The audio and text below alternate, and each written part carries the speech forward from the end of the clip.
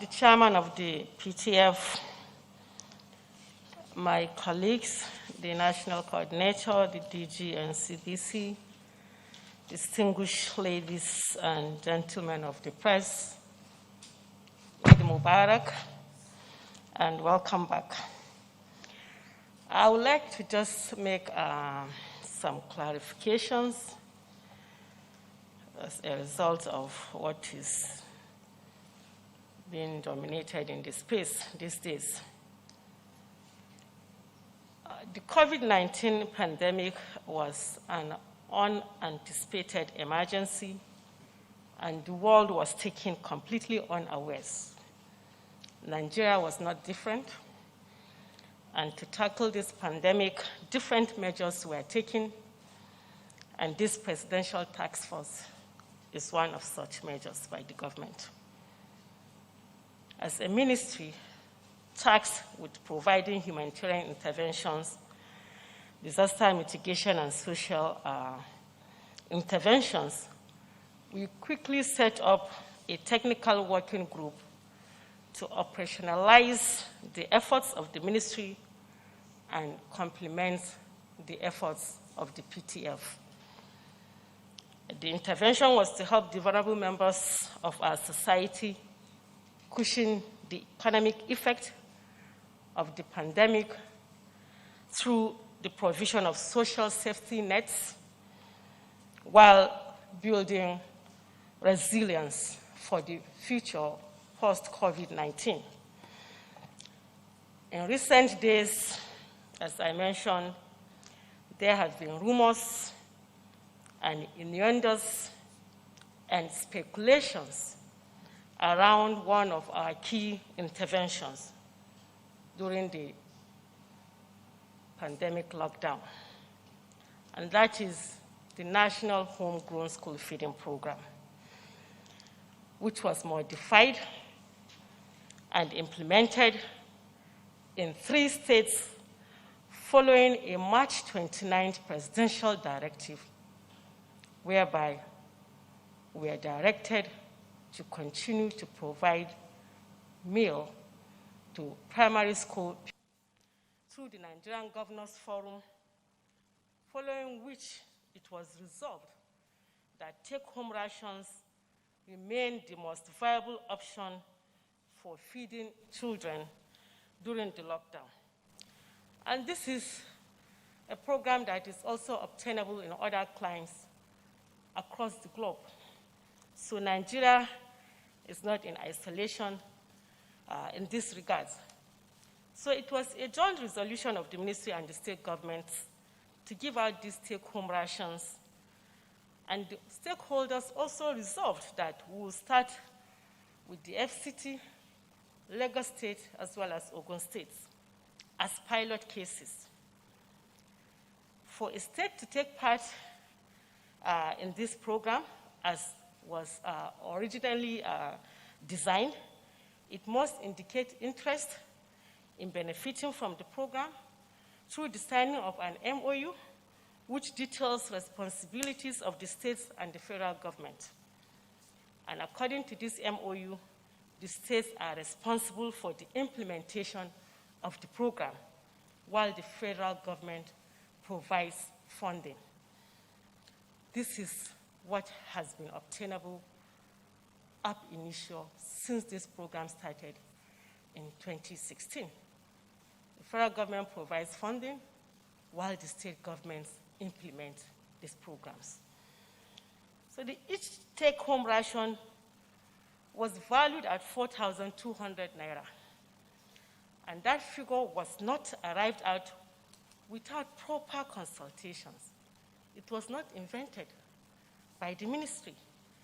According to the statistics from the National Bureau for Statistics and the CBN, a typical household in Nigeria, or an average household in Nigeria, has between 5 to 6 members, with 3 to 4 regarded as dependent. And so each household is assumed to have 3 children. Now, based on the original design, as I mentioned, of the homegrown school feeding program, long before it was domiciled in the ministry, every child on the program receives a meal per day during school days. And this meal costs 70 naira per child. When you take 20 school days per month, it means a child eats food worth 1,400 naira per month.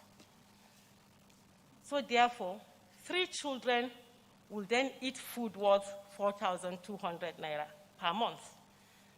That was how we arrived at the cost of the take-home ration. And the agreement was that the federal government will provide the funding, as I mentioned, while the states will implement. And to ensure transparency in the process, we partnered with the World Food Programme as technical partners, while we invited the EFCC, CCB, ICPC, DSS, and a host of NGOs to monitor this process. Track Nigeria monitored and gave daily updates validating the program. This is there on record.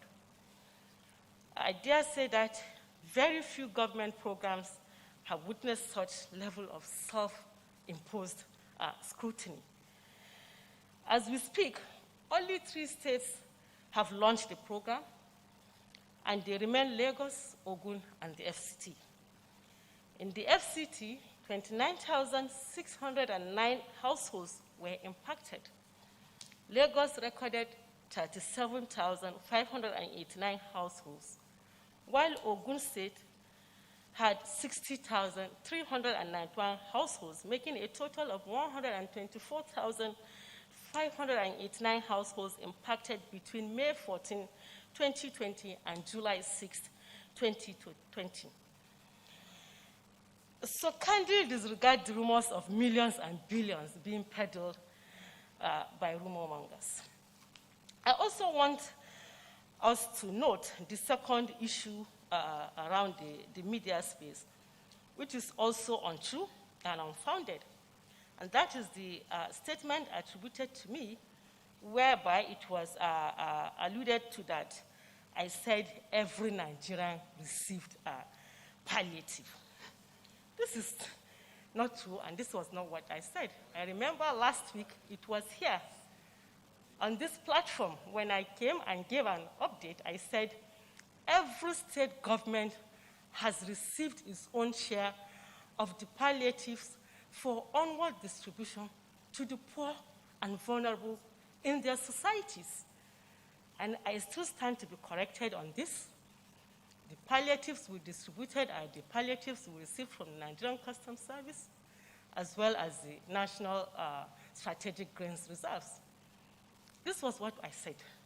There was nowhere where I said every Nigerian has received palliative. I think this is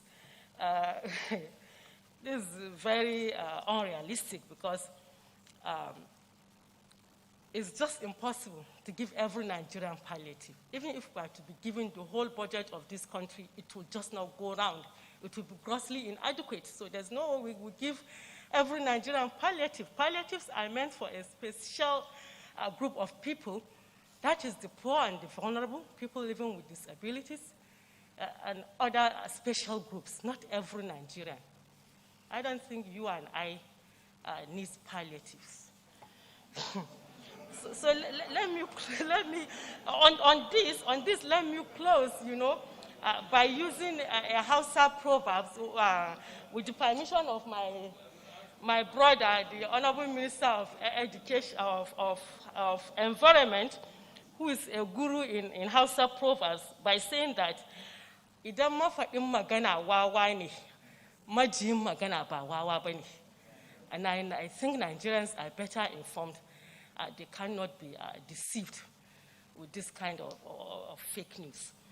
So please note that at no time have I ever said every Nigerian has received palliatives. This is just in the imagination of rumor mongers.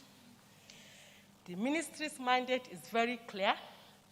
It is to provide humanitarian assistance to the most vulnerable in our society, help with the mitigation of disasters, while establishing social safety nets that help us build resilience for the future.